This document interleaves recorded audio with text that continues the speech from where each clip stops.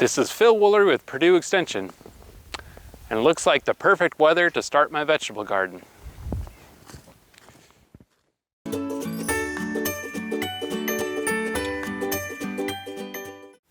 So I'm not going to do any planting today, but I'm going to do something to help me be successful in the coming growing season. I'm going to plan out my garden early. By planning out your garden, you can estimate the amount of seeds you're going to need and plants in your garden.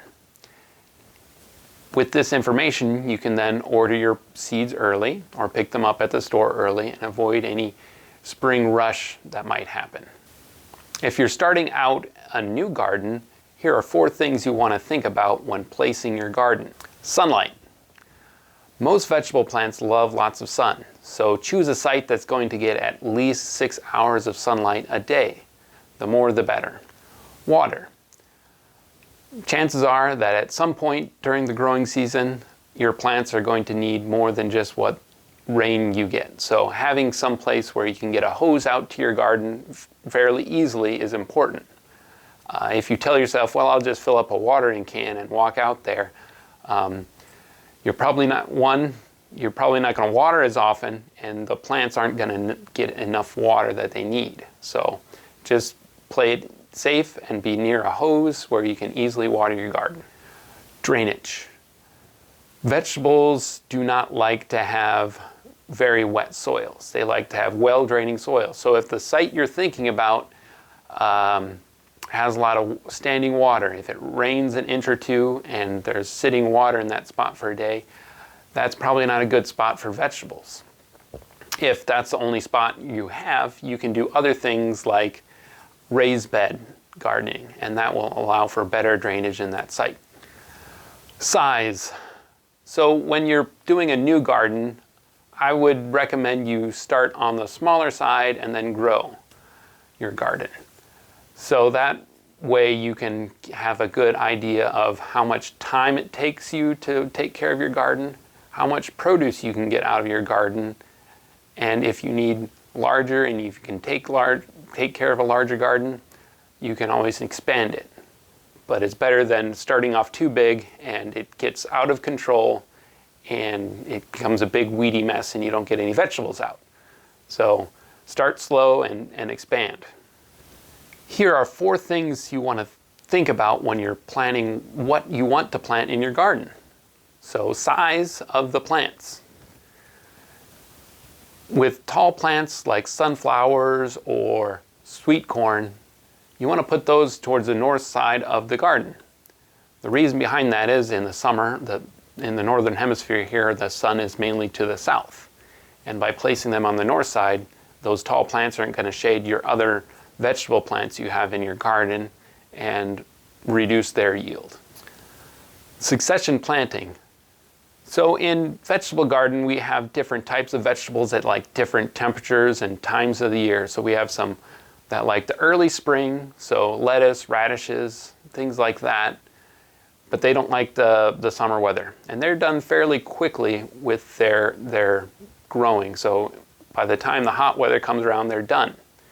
And so one thing to think about for saving space is you can plant those early in the spring, and by the time they're done, either you've eaten them all, you can take them out and plant some other crops like the warm weather. So maybe bush beans or tomatoes in those spots there. That is a good way you can save space in your garden and maximize your yield. Variety selection. So you should probably plant things that you are going to enjoy to eat. So if you don't like zucchini, maybe don't plant zucchini. But you might also want to try a few new things to see if you like growing them and eating them as well. You might also want to plant things that you know are fairly easy to grow. So this way you know you'll be successful. And this is important, especially if you're a newer gardener and don't want to put in a lot of work and care for those vegetables. The third thing you want to think about is planting varieties that you cannot easily find in a store. So one thing you can find easily and cheaply in a store is like a russet potato. So it's probably not worth your time and effort to grow those, but some of the other potato varieties that might be beneficial, you know, like harder to find ones like a red potato or Yukon Gold, or there's purple potatoes you can grow as well. So lots of different varieties. So try something that's not as easily available in your grocery store. Space. Make sure you know the recommended planting spaces for the vegetables you want to plant, and you have adequate space for that. Things like melons and cucumbers, those vining plants, they can spread out quite far and take up a lot of space in your garden. So that would be a consideration if you could plant either one melon plant and take up half your garden, or you can plant other different varieties of things. So that's another thing to think about when selecting what varieties to plant. Now, to plan out what you're going to plant this year, it's a good idea to sketch it out on paper to kind of visualize it. Or if you're more tech savvy, you might prefer to do it on a computer.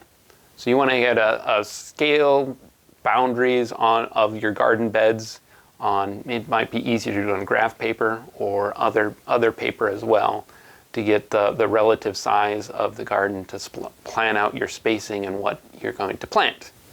If this is not a new garden, it would be helpful to have the plan of your last year's garden with you as well. That way you can see where you planted certain varieties, and then so you can move them to different parts of your garden. This will allow the reduction of some disease issues if you plant the same type of vegetable in the same spot every year. I also like it because I can see what things I tried or different varieties that I tried the last year that didn't work, and I don't want to do those again, and what worked well, and I want to repeat that. So it'll help me plan out what I want to change in the garden as well. So here's my garden plan from last year. I had pole beans along a trellis right here with tomato plants and some Swiss chard over here that did pretty well. The tomatoes didn't do very well there for various reasons. The bush beans, they did okay, but I think I'm gonna have to move them. We had some radishes, lettuce, and carrots in this area here, some spring vegetables with some red potatoes, and the peppers did pretty good. I was happy with those. My tomatoes down here, some of them did well, but not others. I think it was my spacing. So these, my son coming from the west, this side, so these were shaded out by these, and we did not get very good production on the back ones. So that's something I'm gonna change. I had cucumbers growing on a small trellis. The trellis was too small, so I gotta change that. Sweet corn over here. The sweet corn didn't do very well. And then the raccoons came in and ate what little corn was there, so I'm not going to bother with that at all next year. So we had some zucchini and summer squash and more tomatoes that did pretty well. So with that information, here's my drawing for this year. So I moved around a lot of stuff, but some stuff, like this trellis here is permanent, so I'm going to keep my pole beans there. I'm going to try a different variety. But one thing different, I'm going to do some peas, some more succession planting, because the peas, they'll climb up that trellis, but they're going to be in the spring while the pole beans are going to be in the summer. So get some double duty on that trellis. I'm going to move some of these, more of the spring lettuce, radishes, and carrots up here. And we'll see not sure if I want to replace them later. We'll see. In this long, skinny bed, I'm going to do peppers and some little succession planting, some kohlrabi in between the peppers. So I'm going to try that out because the pepper is going to be the warm season, kohlrabi more of the cool season. So we shouldn't have competition with those. Moving the squash and zucchini here, move the potatoes down here. And here I've got tomatoes, just one line of the tomatoes. And what I'm doing is doing a row of bush beans in front of them so I don't have that shading effect there. And then some more bush beans here and here with the tomatoes like that. One thing different with the cucumbers, my trellis wasn't very big, so I'm going to be ambitious. I'm going to make an archway trellis that goes over my garden path here. We're going to see how that works out. Should be. Hopefully it works out well and looks cool in the garden. So that's my plan for this, and I can see how many plants I need and how many seeds, and see what I need to buy to have this garden work out. Now that I have my plans on paper, I know what varieties I need to get and how much seed and or plants I need to purchase for my garden. I'm putting in the description below some links to some helpful publications that will help you in planning out your garden. These include the Indiana Vegetable Planting Calendar and also the Home Gardener's Guide. Let me know in the comments below what you're thinking about for your garden this year, and if there's anything we can do to help you be successful. Good luck gardening this year, and I'll talk with you again soon.